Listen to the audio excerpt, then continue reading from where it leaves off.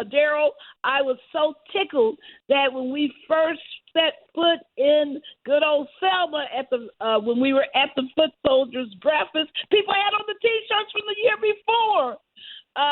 They were so proud to once again carry John Lewis in their hearts and in their souls. So the next thing I wanted to point out is many of you will remember that on the 20th, we had Mark Elias, one of the premier litigators in the country, talking about the 660-plus cases since 2020 that have been filed involving voting in election issues. But we also had John Sarbanes, Congressman Sarbanes, who talked about the Freedom to Vote Act and the John R. Lewis Voting Rights Advancement Act. People, listen to us. This fight, that march across the bridge wasn't just a march. It wasn't just across a bridge. It wasn't just a symbol. It wasn't symbolism. It was to pass an actual form of legislation that would end up transforming voting in America. But now we got this new wave of voter suppression, and we need to fight back with the two acts. Listen to me. No. John Lewis Voting Rights Advancement Act. John R. Lewis Voting Rights Advancement Act.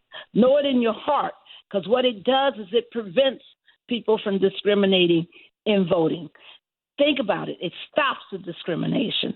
We want to restore the Voting Rights Act because it got crippled in 2013 by the Supreme Court.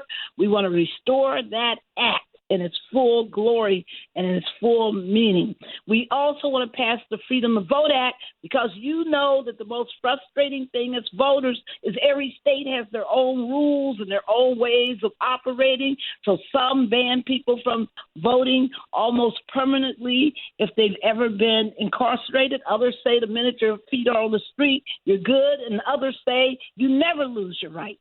We want to standardize the rights for everyone. We want to make it so that they can't tell people that they will put them in jail for helping people to fill out an absentee ballot application, that we will not, that they can't put people in jail for trying to give people food, water, and other assistance while they are standing in 3-hour lines. In fact, this bill, the Freedom to Vote Act, makes it illegal for people to stand in line more than 30 minutes, that they must. The cities, the counties must come up with enough polling places to process everybody within 30 minutes. Think of the difference that would make.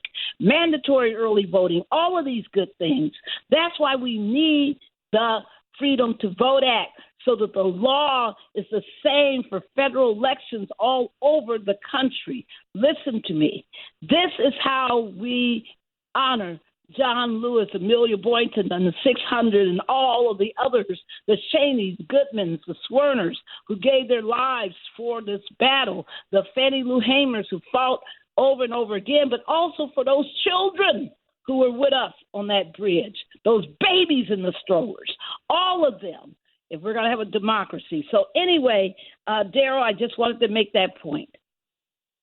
And that's an excellent point, that you've made, Barbara, because it's going to take everybody to make the changes that we need. We need to be certain that people are involved in protecting their right to vote, and that's why it was so important to have those young folks carrying the "Protect Our Vote" John Lewis message, as Edward was speaking of.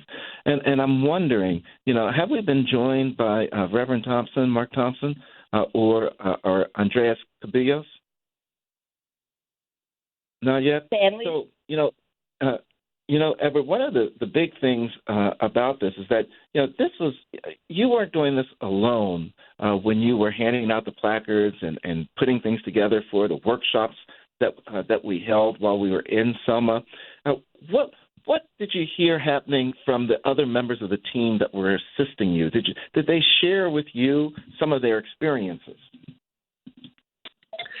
Yes, I know when I spoke with Ashley, she talked about the moment in which she was told by some young people that they knew who John Lewis was. and just being in that moment, being able to give out the placards and everything. And they're like, oh, I know who he is. And so, again, to have these generations of people know who he is, I thought was absolutely powerful. Or to work with other folks like Drake, Quincy, Tiffany Pogue, and just Andreas. And they talk about, in giving out the buttons, how people were really just over the buttons because they thought it was the most powerful thing. They wore it as a badge of honor to say that, yes, I support. But I think that in that moment, just really being able to be out there with folks and to have folks really appreciate the moment and the legacy of John Lewis in that way, in ways where it's really emotional to see his face on the buttons, on the placards, I thought that was absolutely powerful. And so it was not only inspiring for the folks to receive the paraphernalia with John Lewis on it, but it was also inspiring for us who were handing out the different placards, shirts, and buttons to really see how other folks' lives have been changed. I know when I spoke with Drake, when I spoke with Tiffany, when I spoke with Andreas, and when they started giving out the shirts, they passed out one shirt, and about 50 to 60 people at a time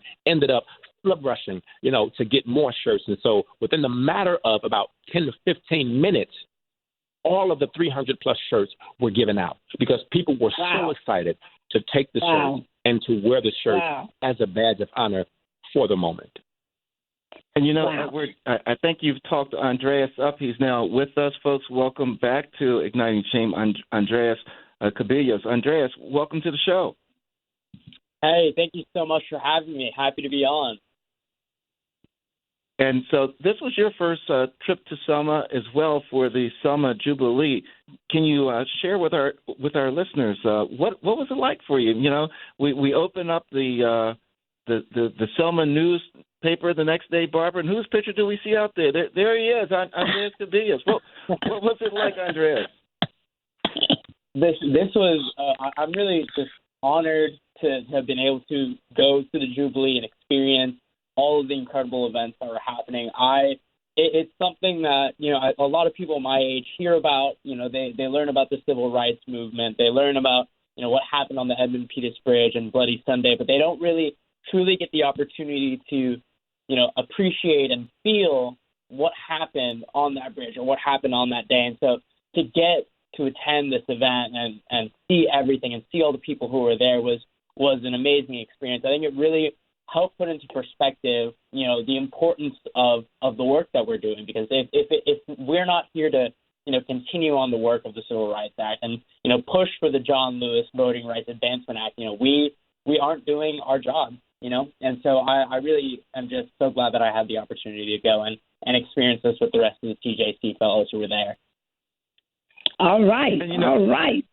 Go ahead. And, Barbara, Andreas had another experience as well because he was on the panel, one of the panel discussions that we held in dealing with Gen Zs and the issues facing Gen Zs and We Got Now.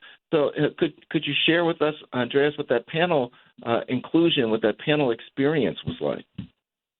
Absolutely. I loved being on that panel. I think seeing Gen Z and millennials leading a panel and having, people from older generations, sitting, observing, and listening and really digesting what we're saying was a really great experience. I think, a lot of organizations out there, when they try to promote Gen Zers in political action, they tend to take the shortcut of, putting them on their social media, not really giving them a voice, not really empowering them in that kind of way.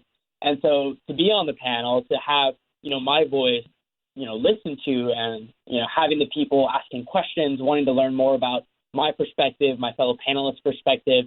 Drake was also there. Drake, was an incredible speaker, did a really excellent job. I think that, it was a phenomenal experience. And I think that now people are a lot more willing to hear Gen Z and millennial voices when it comes to our work because, we're showing that we are successful. We can make positive change. We are the ones leading these movements.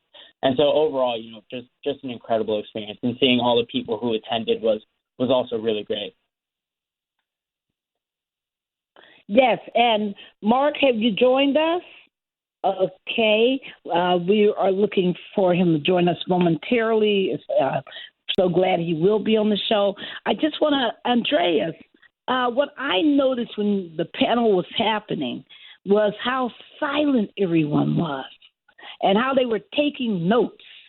And you could see people thinking about everything that was being said about how younger voters are viewing this moment in history and their participation in the democratic process.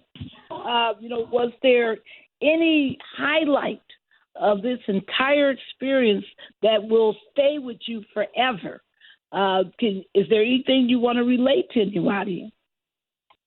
Yeah, I think just being able to cross the bridge and experience that with the rest of the fellows was something that's never really going to leave me. I got the chance to kind of just, stand on the bridge for a moment and really, take it all in. And it's something that I won't be able to experience again, but I'm excited to go back, next year for the 60th anniversary. I also think one thing that really stuck with me was after the panel, the Gen Z and Millennial panel, a young lady from the University of Florida, which for those of you listening, I attend Florida State University. The University of Florida is just, an hour and a half drive away.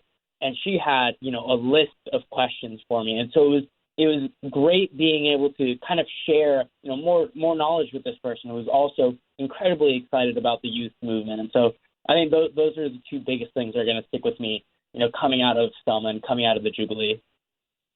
And I want, Daryl, for people listening to the show to understand when we say TJC Fellows, that we're talking about the incredibly beautiful people that we are able to, quote, train, meaning really we just enrich their already brilliant leadership skills with more knowledge, more introductions, and with mentorship and with connections and networking with other like-minded Gen Zs. I just want people to understand that we train 100 people per year, 50 per session, and you probably have seen us advertising for the Phoenix training that's coming up in April, the 3rd through the 8th in Phoenix, Arizona. So, and we ask people to apply for trainings. Our next training after Phoenix will be in D.C. So when we say TJC Fellows and alumni, we're talking about people who have been trained and have been on activations and have tried to get out the vote around the state of Florida, Kentucky, Ohio, all over the country, and Georgia, so many other places where we've been, to turn out the vote, to make sure that people are registered, people are educated, and people come out and vote. So I just wanted to make sure that people understood that, Daryl.